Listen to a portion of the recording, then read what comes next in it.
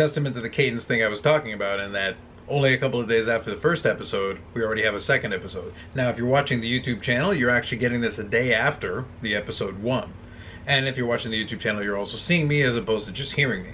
And probably getting a little background noise as well because I'm using the microphone on the camera. But the reason I wanted to have another one of these episodes right away is that I wanted to talk about exactly what was in the title.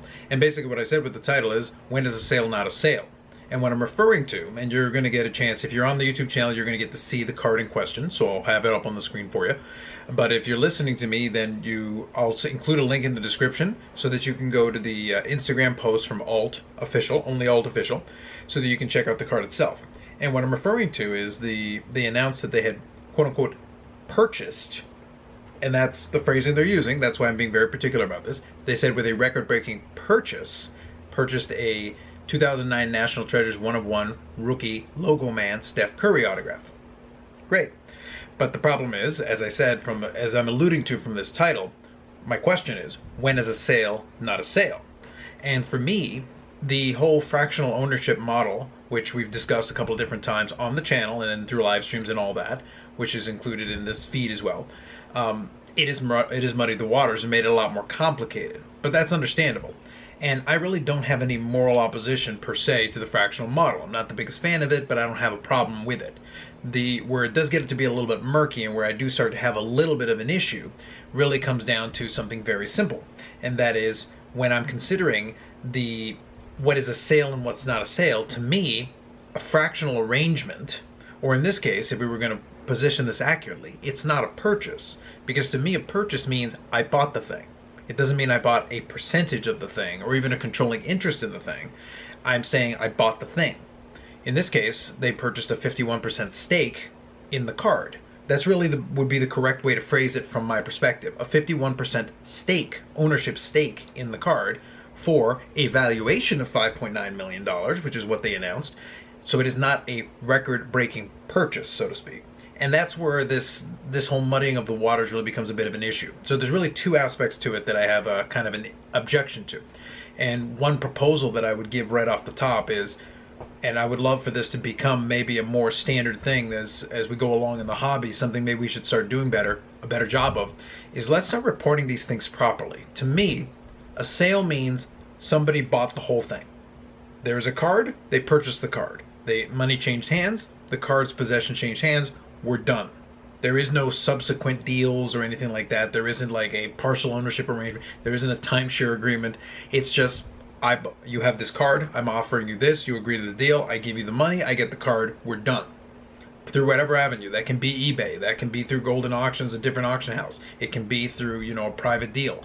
That's still, to me, all those are valid ways with which to just make a purchase or a transaction. This is still a legitimate transaction, don't get me wrong, but to me, I feel like we need to make a differentiation, because when we're doing this, we could be talking about a record valuation on a card. I think that's a legitimate response, but I think at this point we have to I think this is a fork in the road situation where I think we just have to branch these two things off. I think we have to treat record-breaking sales as being something where the thing is just purchased, lock, stock, and barrel, however it's done. By the way, you can have an arrangement where multiple people agree to go in on a card.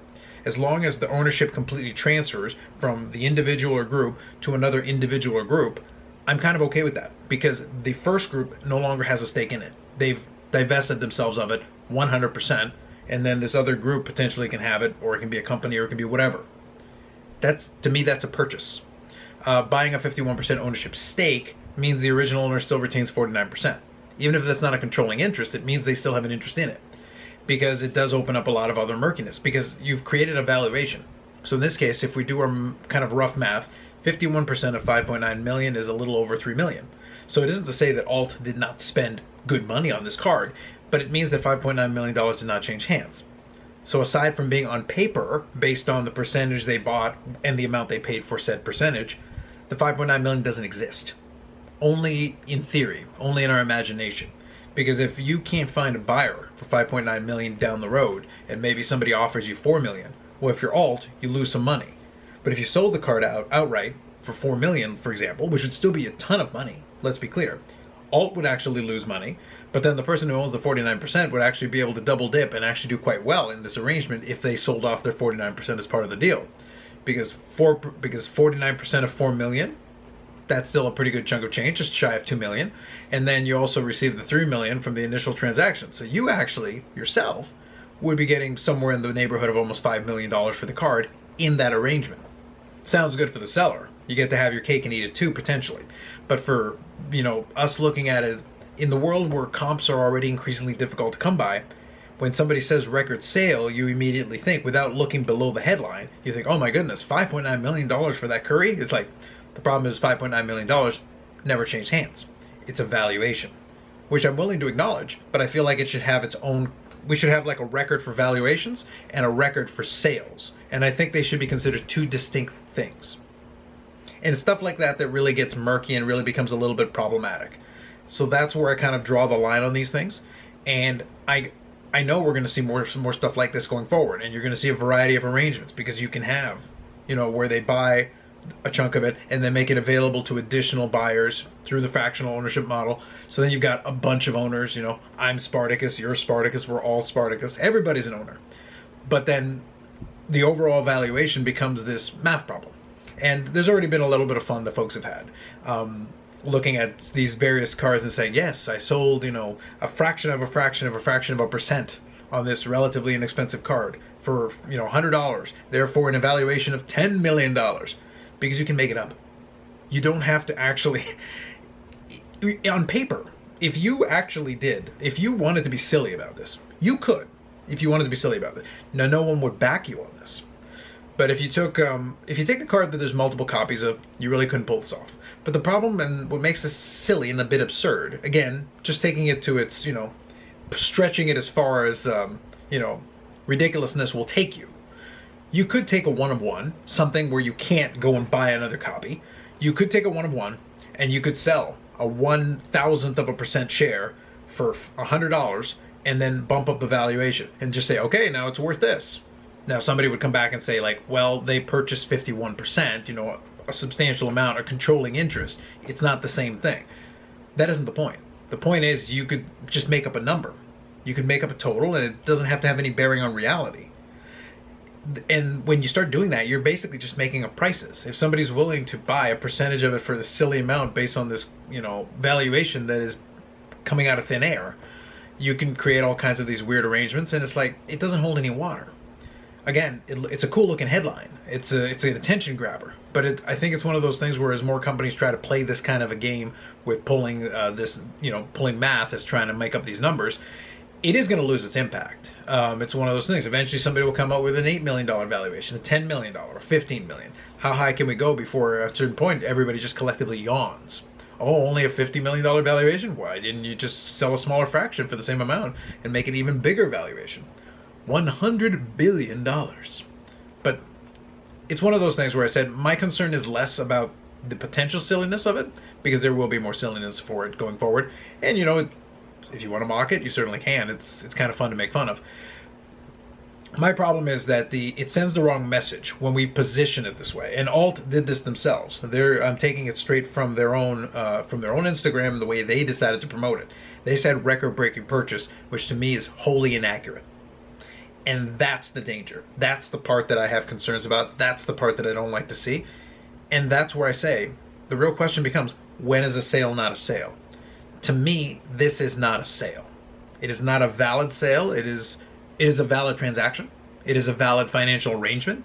It is even a valid valuation. While I may not agree with the valuation, certainly you can consider it that. I'm okay with that. I'm comfortable with those distinctions. But the verbiage here matters. It matters what you're calling what. When you call it a record-breaking purchase, to me, that necessitates a purchase. If the purchase did not happen, then it is not and can never be a record-breaking purchase, unless this same card down the road, somebody comes in and offers 6 or 7 million, and they say, I want 100%, give me the whole thing, and then that's a real sale. So this card could still be sold down the road. But this 51% stake purchase, it's not really a purchase of the card. You bought the rights to 51%. You can have ownership of it, you can control it, you can do all that, you can promote the heck out of it, you can show it on social media. You do not own that card. You own a 51% on paper stake in that card. The other 49% is owned by somebody else. Until that changes, You can call it whatever you want. It doesn't make it true. So a sale is only a sale when the sale actually happened. So this is kind of wanted to leave it a little bit open. For the YouTube folks, you guys have the comment section, so I would love to know kind of what you think about this kind of thing. Does this is what I'm saying make sense to you? Even if you disagree with me, I'd like to kind of get your rationale. I'd like to understand why. For the audio folks, hopefully this gave you at least some, food for thought, something to ponder, something to consider. And I'd love to, you can reach out to me on CarlosCards12 on Instagram. That would be one way. Or you can see the corresponding YouTube video in the comment section. There is available for you if you want to leave a comment there, and just kind of let me know your thoughts. This is just kind of me thinking out loud based on seeing this. These are kind of my initial reactions to it. On my own YouTube channel, I will look into this a little bit more. I think we'll talk about this a little bit more in the live stream coming up this weekend, so on Friday, and then we'll kind of see where we get to. I think there's a little bit more that has to be fleshed out and some more thoughts have to be due. But this is my first initial kind of thought on it. To me, a valid transaction, yes. A financial arrangement, yes. If you want to call it a valid valuation, we could probably debate it, but I'm willing to live with that. To me, this is not a sale. This was not a purchase. It is a sale of something, but not a sale of the card itself, because to me, that card ownership, it's split custody. It is not owned by an individual who purchases from another one, or a group that purchased from another group. There was no record-breaking purchase. And I think that we do need to separate out those two things into their own categories and really just call them what they are and be a little bit more honest about how we present these things. Anyway, so that's it for me. Back with a few more of these kinds of videos / podcasts going on in the future. Going to be a little bit more streamlined with them, and we'll kind of see. But all the particulars are in the description if you want to check it out from either format, either video or audio. And thanks very much, and we'll catch you in the next one.